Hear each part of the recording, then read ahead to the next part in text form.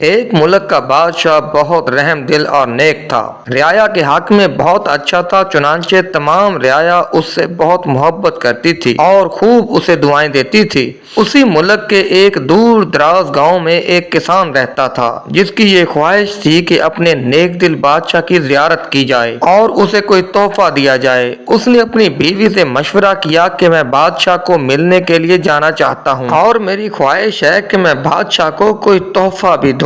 تم مجھے مشورہ دو کہ میں بادشاہ کے لیے کیا تحفہ لے کر جاؤں۔ بیوی نے کچھ دیر سوچنے کے بعد کہا کہ ہم بھلا بادشاہ کو کیا تحفہ دے سکتے ہیں؟ ہاں، میرا ایک مشورہ ہے کہ ہمارے گھر کے پاس بہنے والے چشمے کا پانی بہت میٹھا، خوشبودار اور ٹھنڈا ہے اور ایسا پانی پورے ملک میں کہیں بھی نہیں ہوگا، بادشاہ کے پاس بھی نہیں ہوگا۔ تم اس کے لیے یہ پانی لے جاؤ۔ کسان کو یہ تجویز پسند آ گئی اور اس نے اپنے چشمے سے پانی کے 2 گھڑے بھرے اور اپنے کندھے پر لاد کر بادشاہ سے ملاقات کے لیے روانہ ہو گیا۔ کئی ہفتوں کے طویل سفر کے بعد کسان بادشاہ کے محل تک پہنچ گیا اور اس سے ملاقات کی اجازت چاہی۔ اجازت ملنے پر بادشاہ کو تحفہ پیش کیا اور اسے بتایا کہ یہ میرے گاؤں کے چشمے کا پانی ہے اور ایسا میٹھا اور ٹھنڈا خوشبودار پانی آپ کو پورے ملک میں کہیں نہیں ملے گا۔ بادشاہ کے اشارے پر وزیر نے گھڑے کا ڈھکن اٹھایا تو کئی ہفتوں کے سفر کی وجہ سے پانی میں بدبو پیدا ہو چکی تھی۔ وزیر نے بادشاہ کی طرف دیکھا تو بادشاہ نے اسے خاموش رہنے کا اشارہ کیا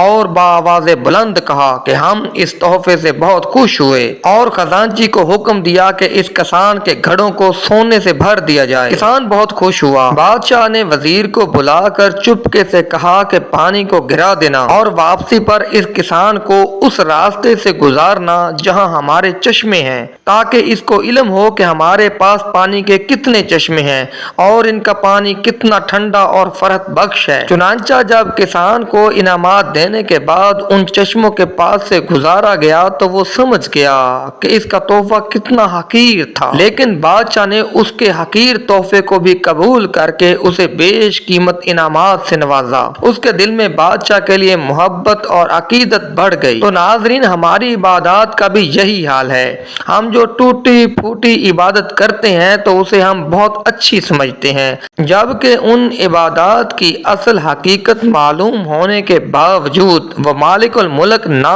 صرف ہماری ان عبادات کو قبول کرتا ہے بلکہ انعام کے طور پر بیش بہا نعمتوں سے بھی نوازتا ہے، حالانکہ اسے ہماری عبادتوں کی کوئی ضرورت نہیں ہوتی۔ خالق کائنات کی عبادت کے لیے تو اس کے لاکھوں کروڑوں فرشتے ہی کافی ہیں۔ تو ناظرین، ویڈیو اچھی لگے تو لائک ضرور کیجیے گا۔ اللہ حافظ۔